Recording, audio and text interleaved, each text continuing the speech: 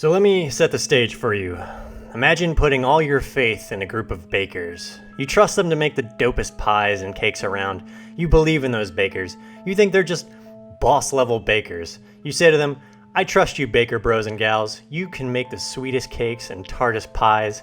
In fact, you guys are so good, I think you can bring back this bakery to life and maybe even win us some foodie awards in the process. So these bakers put their heart into making delicious delicacies for everyone. Around the clock, they're tuning and testing their latest concoctions. But then on the eve before this bakery is having its grand reopening, you decide, you know what, bakers, you've been awesome, love your work and everything you've been prepping, but I'm gonna let this team of chemists make this first batch of baked goods for the morning rush. Yes, I know these chemists have talents in other areas and shouldn't be tweaking your recipes, but let's see what they can do, even though you know they're more worried about the ingredients and the science than the taste. Now, if you don't see where I'm going with this, I don't blame you. But this is sort of what happens with Madden when you play a play now game versus what happens in a CFM game. You take this finely balanced, tasty treat that, look, I mean maybe it's not winning awards yet, but it still can be rather scrumptious. But then you head into CFM where the ingredients are changed just enough to make your cherry pie taste like, poop pie? Yeah, let's go with poop pie. That doesn't make any sense, does it? I mean, I know my analogies didn't make any sense, but even they make more sense than giving the CFM team an ability to dramatically alter the base gameplay. After all, shouldn't a game go out of its way to empower the people who spend all their time working on one facet, in this case gameplay, and do everything possible to try and maintain that balance?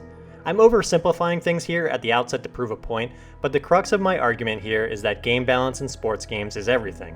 And the dark truth that nobody really talks about enough is that every single one of these sports games that's not named Rocket League is hanging by a thread when it comes to game balance. You change one variable when dealing with all these varied systems that are already trying to coexist on the field, and it can blow the whole damn thing up.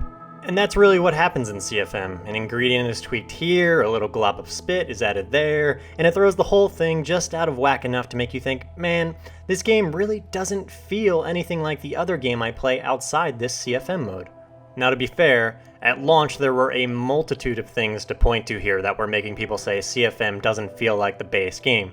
There were draft classes that had players entering with particular ratings that made veteran NFL players obsolete, drive goals that made players shoot past 100 overall. There was a super sim engine that was super broken and caused certain positions to languish and fail and regress. And in general, there was an overly generous confidence system and drive goals and other things that all sort of made it way too easy for every team to get souped up as the season went on. Some of these things have been improved to varying degrees via patches, but either way, I'm going to spend all my time in this video talking about confidence and drive goals. And I'm going to do that because Super Sim should just stop being broken after all these years, and obviously draft classes should just line up with whatever ratings thresholds are being used across the board. Again, I'm oversimplifying the solutions with those two things, but the point is there's a clear way those items should work in the end, but how you get there from a design and technical perspective is the rub. But confidence and drive goals are what I want to talk about because at their core, should they even really exist? Or to put it another way, can they still exist and not completely throw off the balance of a game as player after player goes up in ratings as the season goes on, thereby making ratings matter less and less as every team gets better and makes the game feel worse and worse? To start, we have to agree to disagree that CFM mode, sliders or not, feels different than play now on the field. It's my opinion, it's the opinion of many others, so I'm going with that as my starting point. From there, we have to agree or agree to disagree that CFM exists to provide ways to enhance the already existing gameplay. It does not exist to supplant the gameplay in Play Now and create its own gameplay concoction. The folks who work on CFM can't possibly have enough time to create a whole new gameplay balance while also working on all the other stuff they have to that would make CFM worth playing in the first place. So we're cool? Great. So let's talk about confidence. It's broken. There, we made it! But okay, look, in short, it's far too easy to have a large group of players riding high on 99 confidence or thereabout. Confidence in and of itself is already a weird, nebulous thing that's hard to put a true value on, so to then make it important and vital seems sort of odd, and this is assuming confidence was even balanced in the game in the first place. Moving beyond that, confidence has a huge impact on the game. You can't look past the fact that staring at your depth chart, you have guys who are all positives across the board and only get better as the season progresses.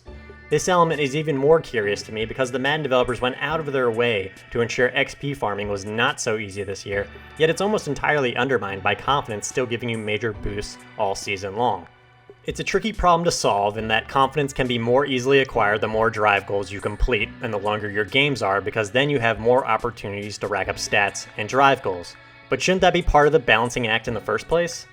So really the issue comes down to both drive goals and confidence. They're intertwined, yes, and they're both part of the problem that helps to throw off the game balance week to week. We have to assume confidence exists to help try to gauge momentum and other weird and, again, somewhat intangible ideas about hot streaks and cold streaks and all this other stuff. But here's the thing, video games are built on rules. When 1 plus 2 gives you 3, that's generally a good thing for a video game. This is even more true for role-playing games, which really are sports career modes at this point. It's numbers, numbers, and more numbers. Randomness is cool when it comes to the gameplay itself, but when it comes to player progression and ratings, you want to understand how it all works. So again, when you're already starting from a point where you can't really grab onto something tangible, as confidence is certainly not tangible, it can really hurt your ability to find a consistency in the first place. In addition, the NFL regular season is 17 weeks long. Your sample size is always going to be small for that very reason. And the idea of streaks and confidence seems silly to me on that basis alone, but even accepting these shapeless ideas as truths, it doesn't change the fact that confidence really only goes one way, up. You really have to be rather trash to have a team chock full of low confidence players, and the reality is most people who play this game are not going to have 3-13 seasons, but rather 13-3 seasons. It's going to be green across the board, not red. On top of that, confidence as an idea has been breaking Madden for years, and I mean years. I went back and looked at an article I wrote in 2011 about dynamic player performance in Madden 12. Now, dynamic player performance, or DPP, had to do with the traits everyone grew to hate because they would trigger, and sometimes people didn't know why, and they would make quarterbacks skittery messes, and all this other stuff. But on top of the traits, consistency and confidence, yes, confidence, were the other two elements here. More or less what these things did then was if you had a bad or good week, your player would fluctuate in ratings the next week. If he was a wildly inconsistent player, that meant he would go way up or way down in ratings. If he was more consistent, he wouldn't go up or down as much. Long story short, these things weren't well received after the game came out, and voila, they more or less vanished eventually, though traits still have hung on, though they are less annoying years later at least. Simply put, confidence as an idea hasn't worked for this franchise, and yet it won't die! Lastly, again, let's make it clear, this game is teetering on the edge of implosion. And maybe that's a fault of the ratings thresholds themselves, but either way, if you know that a QB's deep ball rating can't go up above X, or else he becomes way too good, or vice versa, that's a problem you can't allow to manifest itself in your career mode, where ratings are going to start shooting upwards. And look, I get that in some way this means I'm saying you can't let players progress in any fashion because then the game balance gets thrown off. But I want to be clear that I'm not trying to say progression can't exist, just that it has to be understood by all parties of the development team and fashioned in such a way where confidence can't destroy game balance when a team plays well over a single season. But okay, I feel like I've talked enough about confidence, so let's hammer down on drive goals. This is an easier topic to talk about. They're dumb. Yay, we did it! We identified the problem. Okay, look, I try to be critical and offer solutions rather than just be a dick when I talk about the negatives of a game. I hate to be the guy who just says, "This is dumb," and leaves it at that. But drive goals are kinda just stupid. Having to get a tackle with a random safety or fail for that drive is silly. Telling me to score a passing touchdown when I'm up 50 makes no sense. Having this humongous piece of UI on my screen play after play is just crazy. I mean, look how big it is! Who thought that was a good idea? I mean, maybe because none of the titles of these goals really make sense, the developers thought you would forget if you couldn't read the subtext each play, but I feel like you're still gonna remember I have to throw for a passing touchdown. The drive goal doesn't need to be on my screen every single play. As for the goals themselves, they're weird and illogical, as I've said, but it also just points to a lack of confidence in the gameplay itself. Did the developers feel the need to add these goals because people said they were bored week to week playing the game? That's more a rhetorical question than anything else, but the point is, I don't know what audience these drive goals are serving. On top of that, drive goals are just sort of rage-inducing because you see this sweet-ass ticker on the bottom of the screen, and it's being used to show off all this inconsequential number vomit that has no meaning except to tie into some wildly inconsistent XP and confidence numbers. Like, yeah, no, I don't want a ticker that keeps me informed of what's happening around the league. Tell me about how close I'm getting to my next stat threshold that will give me 47 XP. Yeah, no, that's way better. This is great use of that sweet-looking ticker. This is awesome. Having a great time. At the end of the day, drive goals are like a whole bunch of the worst parts of mobile and free-to-play games rolled into one. And look, I love free-to-play and mobile games. There's lots of great stuff out there, but there's no reason you have to adopt some of the grosser elements of those games in your franchise mode. Again, what purpose is there to saying I need to get a tackle with the safety on this drive or he won't gain confidence? You play to win the game. You don't play it to get a tackle with the safety. I mean, that has no tangible football meaning. It's purely a carrot dangling on a stick.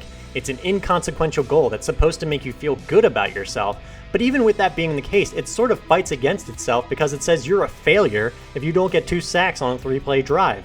There's just no flexibility to the system, even if it were a good system in the first place. So drive goals are just this annoying binary thing that you just want to turn off, yet you can't even fully turn them off, which is honestly maybe the craziest part of the whole freaking system. So look, I'm sorry drive goals, but it is you, not me, and you need to go. And confidence, maybe in some world you can work in Madden, but your track record shows you probably should not be a core component of the franchise mode experience either. Now, what should be some of the core components of the franchise mode moving forward? Ho, well, I'm glad you asked, fella, as that will be in part 2 of this video feature. Yes, I'm playing hard to get, but in the meantime, our own Bob Kohlers has written up some of what he would like out of CFM moving forward. I've included the link in the description below.